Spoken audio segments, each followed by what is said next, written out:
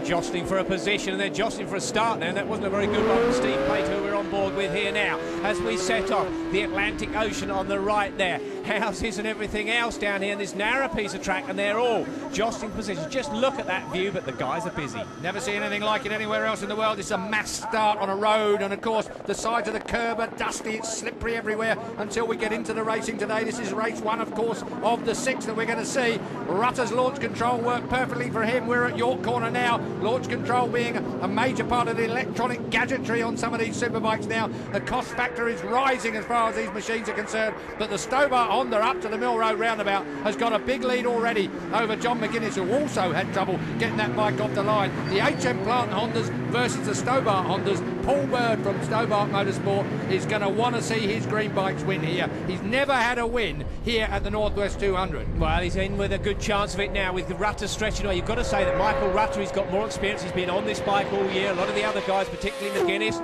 and the other guys. Plater as well. Plater is, oh, nearly knocked our curb cam over. It has gone over. It's gone upside down, as has our commentary. So, incredible stuff. The camera's been blown off as Stobart Honda is trying to blow off now Bruce Anstey, who's gone into second place. He's managed to slipstream John McGuinness for that second place. The Kiwi on the TAS Suzuki, and these are the bikes, I think they're last year's Rizzler's bikes, so they are well-known superbike. Through has come the number 2 bike of Ian Locker. So Locker on the other Stobart Honda. We've got Stobart Hondas 1 and 2 over the link to the Ballysally roundabout for the first time. What a lot of these people have to be careful with is those clutches off the line. It's all very well getting a flying start, as Rutter did, as you rightly said, with the launch control, but so easy to burn the clutch out. These bikes do over 100 miles an hour in first gear as Rutter comes out of there in first gear. Look at him, buried underneath that screen. If he looks over his shoulder, he will not believe the gap he's got. Anstey and then McGuinness stuck right in there, watching for Plater. Plater, heads are straining to see who's going to be coming down the Matters for the first time. It is Rutter. Look at the lead he's managed to get. Then it's Anstey on bike number 5. Then it's still McGuinness. And then it's the number 2 bike of Ian Locker on the other Stobart bike.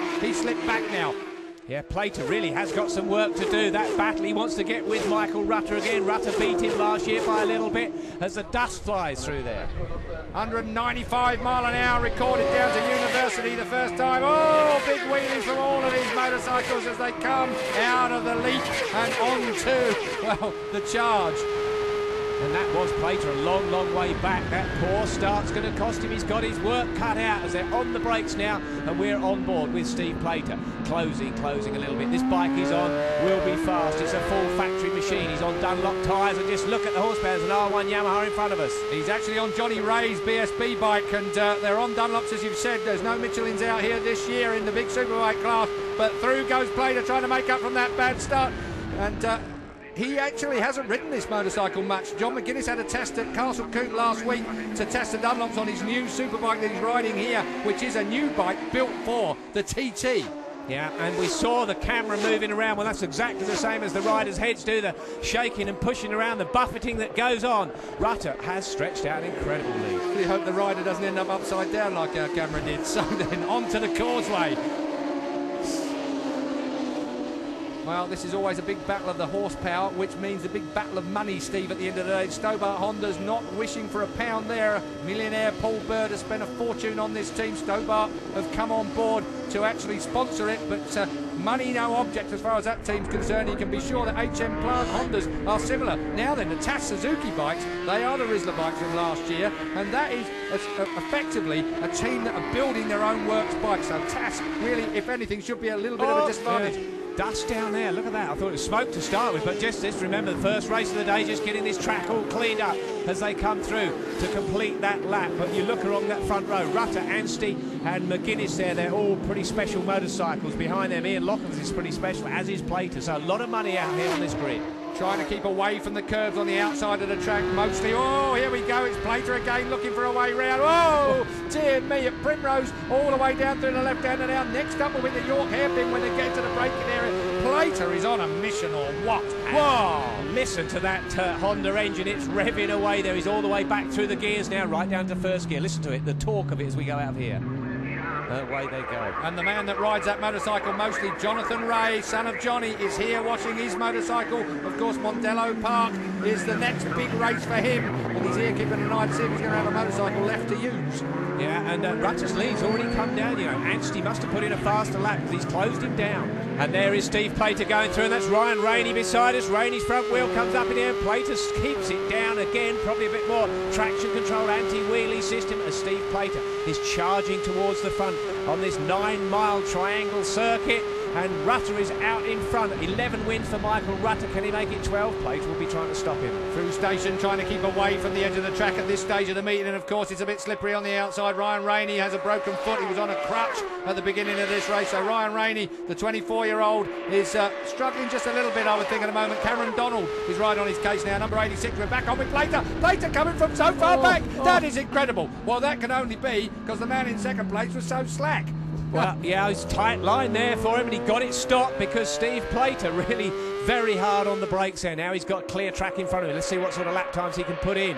Porter looks for a way around the outside of bike number 10. Martin Finnegan is going a long way round number 77. We're on board with Raymond Porter. Raymond Porter's going to pick up a big slipstream here, surely. He is, if he can find enough track to do it here, because it's getting narrower and narrower, because Porter really getting boxed in. Ian Hutchinson in amongst that lot as well. I think the 77 Les Shan was in the middle there. Well, it is battles all round as we go back now to Anstey, who's caught the number 1 bike of Michael Rutter. Following in behind them is the number 4 bike of John McGuinness. But I can tell you, Steve Plater is closing. There he is. Yeah, look at that. He's really gapped them now. He's got that gap down. He's got the magnets on. Steve Plater, the 4th place man we see just in the back of the picture there. Rutter set off at a blinding pace, but he's really been caught quickly. Anstey's through, though. Anstey's gone through on number 1, Michael Rutter. Rutter is having a look to see where Anstey is good, and we can see he's good on the brakes on that TAS Suzuki. That bike works so well this year. Well, the problems they had through qualifying last year, TAS, they got over that for sure. And this year they have pulled out all the stops to give Anstey the right superbike for the job. And look at the job he's doing. Michael Rutter, we saw, take a long, leisurely look over his shoulder to see what's going on. And if he looks long enough, he'll see number 4. And this is, we're on board again, down towards the Metropole. This is Port Rush. This is... Look at how good he is on the brakes as he runs into Metropole. You can so easily overshoot this corner, as both you and I know so well, Steve. Yeah, I've been down that slip road before, so most of these riders, when you're testing in practice, often you go a little bit too far, but in the race you can't afford to do it. Here we go, under the bridge by our curb camera now. And there is Plater, right on the back. On there, yeah. 2 HM Plant Hondas joined at the hip almost, chasing these two. The TAS Suzuki, the 5 bike of Bruce Anstey, and the number 1 bike there of Michael Rutter on the Stobart Honda. Look at that. Yeah, the TAS Suzuki team, the local guys, they'll be keen to take a win here today. In the past, Anstey has had 4 TT wins. He's won 4 Northwests as well, so he knows how to do it round here. But Michael Rutter's a canny guy. Yeah, right out on the white line, though. They really are pushing the limits here to stay in front of the 2 HM Plant Honda Works boys. Big effort from Honda, and wouldn't Paul Byrne on the Stobart Hondas, just the owner of the Stobart. Oh, as Anstey runs it right out to the as he can, while the Dunlop shod Stobart Honda sits in his slipstream. Michael Rutter's had his go at the front, but if he's not careful, he's going to be caught by the 2 HM Plant boys. Still a long way left in this race to go yet. Yeah, I think Michael Rutter will have a look along this straight here, see if he can make up some time. He doesn't need to be caught by those guys behind him. Anstey trying to push as hard as he can. Rutter's on the inside now, and you can, not quite this time around. Actually, I think he's just going to wait for the straight. That Honda seems to be a little bit faster to me, but that is the ex-Rizzler Suzuki bike that's leading now. Martin Finnegan doing battle with the rest. Les Shanders dropped back behind there on the bike 77. There's Raymond Porter. He's gone back a little bit.